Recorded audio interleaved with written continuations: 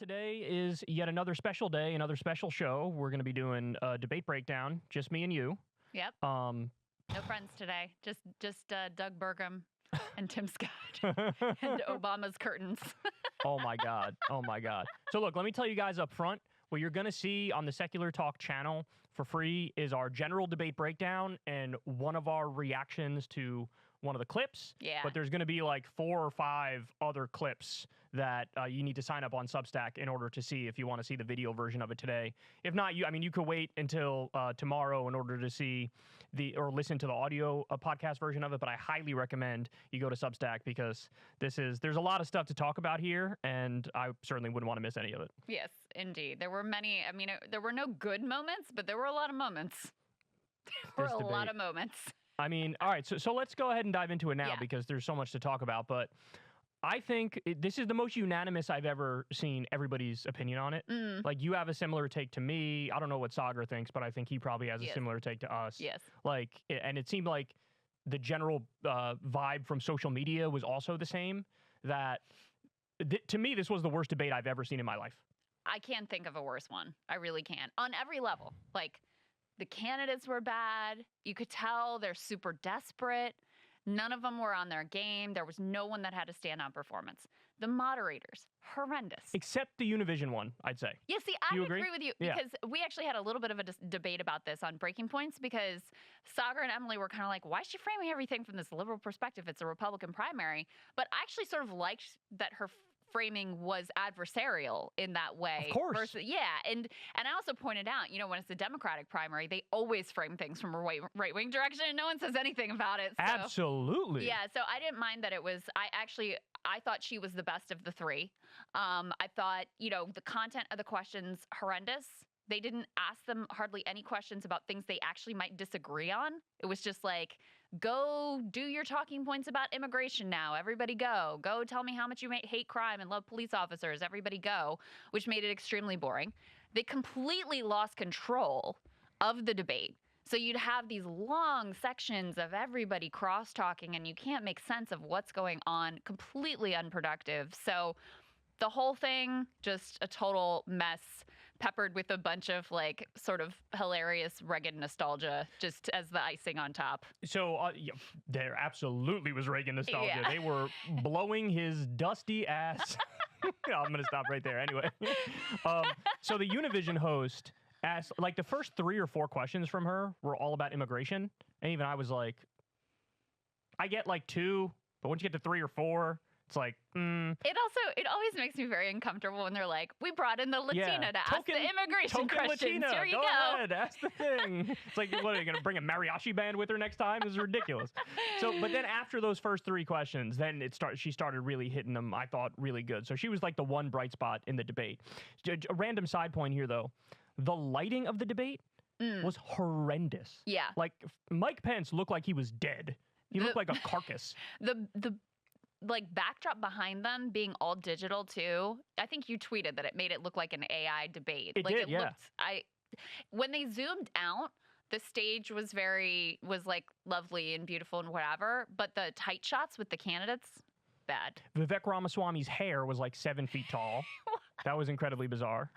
Yeah, so just everything about it was just a little off. Something about it was just a little off. That's so true. Yeah. The intro, they did this oh my God, these slow-mo face turns, dramatic face turns in the candidate, and from there on, everything was just a little surreal, a little bit not right. So I'm going to get to my specific, who won, who lost, all that stuff in just a second. But one more point, because you brought up the crime thing there for a second. That part drove me crazy because, first of all, the whole intent was here's a softball down the center of the plate. Now virtue signal about how bad crime is and how you're against crime. You know what I mean? Oh, bold take. I think crime is bad. Well, I think crime is bad, too. It's oh, yeah, you guys are so brave. Congratulations. But the part that drove me crazy about it is the leading candidate in your party was just found liable for fraud. How about that? Oh, so you're really tough on crime. You're not going to say a goddamn word about that. Never mind the 91 other criminal charges against him. Never mind the fact that later in the debate they asked a question about gun control, and they're all like, leave the guns alone. It's like, oh, yeah, I'm tough on crime, unless, of course, it's gun crime, in which case, by all means, have a field day. And then also war crimes. They don't give a shit about war crimes either. There was an immediate turn, I think even within the space of a single candidate's answer, between, like, the tough on crime rhetoric and then complaining about how Democrats lock up, like, innocent people over gun charges. And I was like, wait a second. How do these two things... Is Hunter innocent? Right, exactly. Because he's being charged with gun crimes. That's exactly right. Is he one of those innocent citizens who's being persecuted for his gun ownership? Somehow they didn't have anything to say about that one.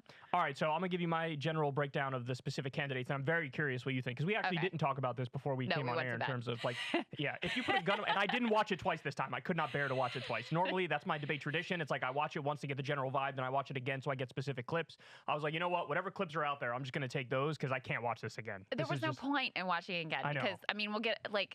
Because none of it's going to matter either. So it's like, why waste your time watching something so irrelevant a second time? So my sincere answer, who the winner of the debate was, or I should say winners of the debate. Yeah. Biden and Trump. Yeah.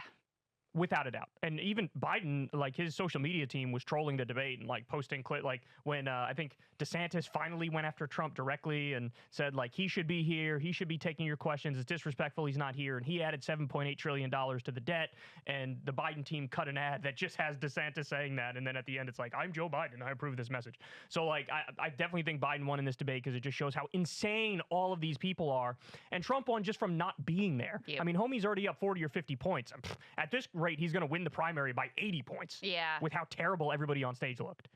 100% agree. There's no one that had anything like a breakout performance. Like the first debate, you know, I thought Nikki Haley had exceeded expectations. Absolutely. I thought she comported herself well, putting all substance aside. Like, she was much stronger than I expected. She truly had a little bit of a media moment. Donors flocked to her. And she was the one candidate that from debate 1 to debate 2 saw a sustained increase in the polls. No one else did. Trump actually saw a little bit of a bump, but everybody else was basically flat or even lost a little bit. Nikki actually had a notable bump, in particular in Iowa and New Hampshire. She needed to repeat that. I think she really sort of felt none of her stuff landed this time. So if like the winners to me, Trump to me is the obvious winner. They're also afraid of, even though they did these little jabs at him, they're also afraid of him, except for Christie. I know. And I'm like, you're going so viciously against each other, which, okay, fine, whatever. But you're not laying a glove on the dude who's beaten all of your butts by at least 40 points. So that's part of what is so surreal about it. I know. Is you have this whole theater of this supposedly being consequential, and you're not even talking about or critiquing the guy who is leading this whole thing and almost certainly going to be the nominee at this point. So that was bizarre. So that's why I would say if I had to pick a loser amongst the many losers on that stage, I think it was not good for Nikki Haley. I could see her losing some of the bump that she got out of the first debate. And she failed to match her first performance. I said to Sagar on Breaking Points, it reminded me a little bit of Kamala Harris in the Democratic primary last time around. First debate, she had that whole pre-scripted, that little girl was me thing that did very well for her in the moment, and she surged in the polls, and then she was never able to follow that up with another performance, and from there on out, it was just her sort of like falling off, into oblivion and then being plucked out of oblivion to be the vice president of the United States.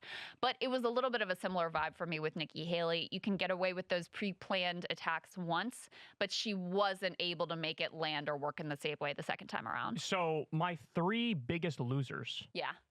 Definitely, I think Vivek Ramaswamy, Nikki Haley, and Tim Scott. In my opinion, they shit the bed super hard. And I think I know what the issue was with each one of them individually.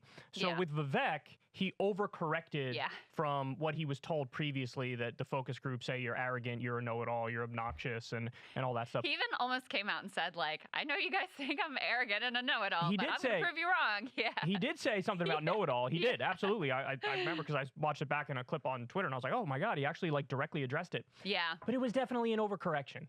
For everything I said about how I didn't think he was the winner of the debate last time, I also said it was feast and famine examined for him. He did have moments that were really good moments, but he also had moments that I thought were really bad moments. But he made noise, and at least that was something. This time, he came in very meek, very passive. I think this is a problem with all these people in these debates, is they're not punchy enough.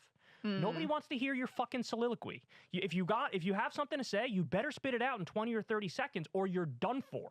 And Vivek likes to build up to a crescendo with his pointing, and it's like, it's not working. It's not going to work. You're going to get cut off by 7 other people, and you're not going to put a fine point on it. Yeah. Okay? And also, you sound like the Republican Pete Buttigieg, which everybody knows. So I think he failed horribly.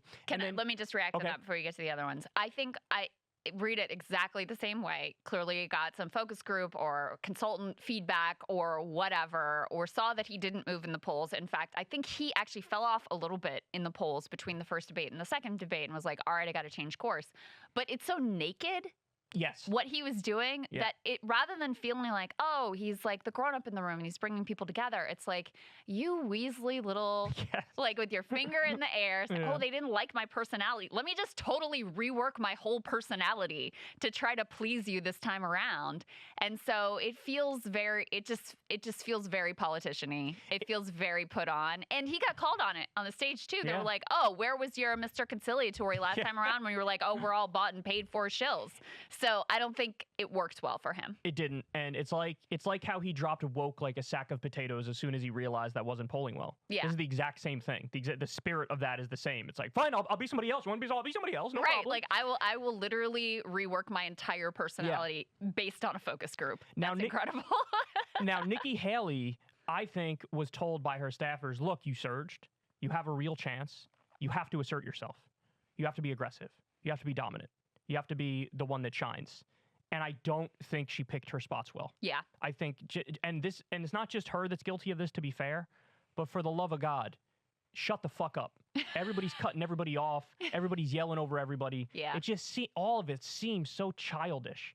And like you said, it's especially pathetic when none of you are really laying much of a glove on Trump. Right. At the same time, you're ripping each other apart. Right. Because it's like, are you all just trying to be like, I want to be Secretary of State, I want to be Defense Secretary, I want to be whatever, UN Ambassador again, I want to be Vice President, I want to be, a top advisor. Like, is that really, because it looks like, in a sense, some of them might be resigned to that. And then Tim Scott, I think he had the same problem as Nikki Haley. He was told, be aggressive, and he just wasn't good at it. Yeah. Yeah. So I think with Nikki Haley, she felt like, and she did, she had a very strong first debate. And so I think it's funny because you can almost hear the political consultants in the ear of all these candidates as they're trying to assert themselves and do whatever their plan was on the stage. And so I think for her, the moments that people liked from her from the first debate were some of her most aggressive and argumentative when she was picking fights with Vivek. So she's like, oh, the thing that did well for me the first time was picking fights. So I'm going to pick fights again. And I'm going to try to, recapture the performance I had the first time. And I agree with you. It just didn't land in nearly the same way. And she ended up looking small. Rather than last time she looked more commanding. This time, all of the petty fights made her look small. Tim Scott, I 100% agree. Tim Scott was very passive. His natural personality is he's kind of the nice guy. Yep. That's right. That's his colleagues in the Senate. They all really like him. They feel like Tim Scott is he's a nice guy. He's affable. He launched his campaign trying to have this very positive, very Reagan-esque, born in America. That's his comfort zone. And so when he saw Nikki, who, remember, is a rival from the same state, and they know each other very well, surging and getting all this praise from being aggressive and being a fighter, and also Vivek, by the way, getting a lot of attention for being super aggressive, his consultants were like, you got to fight. You got to get in there. You got to mix it up. And it's super uncomfortable. It's just not who he is. It's super uncomfortable. He had clearly practiced all these lines and these attacks that he was trying to articulate, and getting the words all mixed up and just not being able to land it. And some of them, as we're going to show you, ended up being preposterous, trying to hit Nikki Haley on the curtains at the UN ambassador's residence. Or it's like, what are you even talking about right now? Why are we fighting about curtains right now? It didn't work for him. It just didn't work for him. And the shit he said, we're going to get to this later, guys. The shit he said about Lyndon B. Johnson. I wanted to jump out of the window of our apartment. It was the worst thing I've ever heard. One of the most insane things I have ever heard. Yeah. No, truly and it was Tim Scott. I'm one of the good ones. I'm one of the good ones. And actually, Colvin made a great point in the control room. He was saying that Now he's locked up that South Carolina Senate seat for life, though. And maybe that was the goal, you know? And I do think that it'll actually have that effect. If he wants that South Carolina Senate seat, I think he's got it locked up for life. But that's basically what that rant was. But okay, I'm going to put you on the spot here, though. Okay. You have to pick at least one quote unquote winner of the people who are on stage. I'll give you mine. Okay. And by the way, just to be clear, this isn't a hard take because I genuinely don't think anybody won on that stage. Yeah. I don't think anybody won on that stage. Yeah. But if I was forced to pick, I would say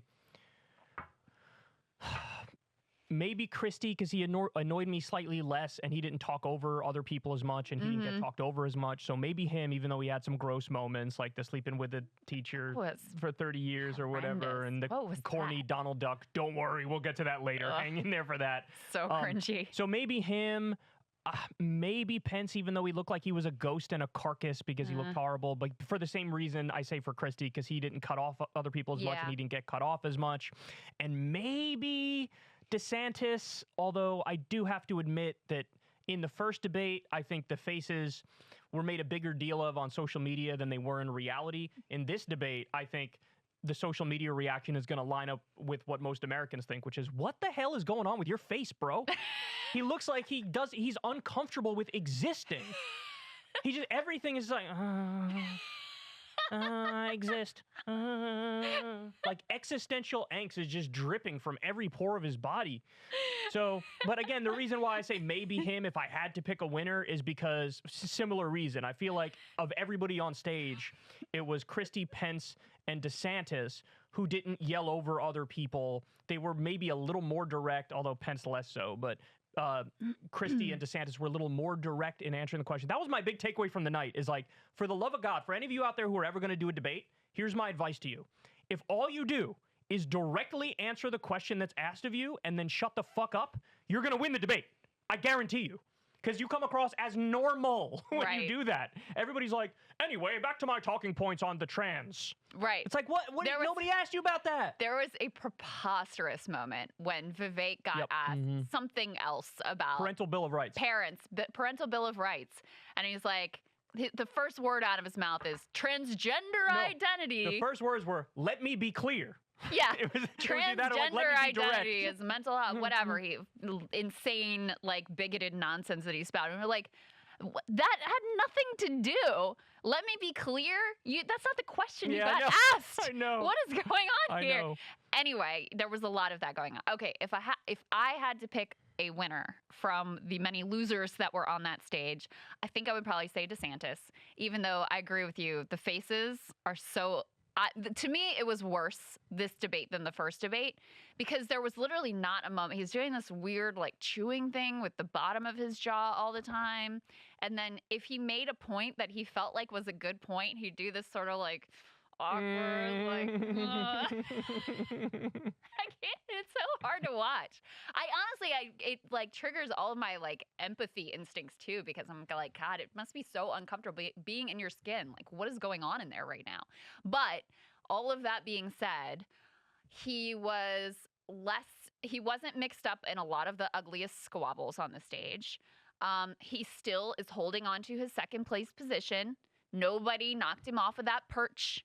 And so I have to say, that probably benefits him. I think he had a few moments, when he was talking about his, like, thing about schools in Florida and whatever. It's obviously something that I find wildly objectionable, but I think he delivered it well and assertively, and the audience seemed to eat it up. So if I had to pick a winner from that group, I would probably say him. I did think Christie did a little bit better than the first debate, where I thought he sort of got, like, steamrolled. But I just, I know the limits of Christie's appeal within a Republican Party. I appreciate that he's the one, like, when they tried to ask them, who would you vote off the island? Yeah, and he said Trump. It's kind of a childish question. But he was like, no, I'll answer the question. It's Trump. And everybody here showed up and he didn't. Yeah. I appreciate that he is willing to be direct and he's not afraid, the way they're all so running scared over saying anything. Like when DeSantis does the mildest critique, you can tell he's, like, terrified in his head about what a big deal it is. That Don't tweet about me. Yeah, that he said anything at all about this man. So I do appreciate that. I'm just very aware of the limits of this within the Republican primary. Yeah. All right, guys. So now what we're going to do, we're going to head to some clips. Do us a favor. If you want to see the rest of it, highly recommend recommend. Link in the video description box below. Sign up on Substack, and then you'll get all the clips. We're going to cover 5 different specific clips from the debate. You guys will see this for free, but if you want to see that, head on over to Substack. And you could also wait until tomorrow, then you get the full show as an audio podcast instead. That's another way to listen to it. But I definitely would consider signing up because we're about to go in on some incredibly hilarious, stupid clips, including Donald Duck, including what Tim Scott said about the Great Society, including their insanity on unions, the curtains moment. Oh, you're not going to want to miss this. So we'll see you guys over there.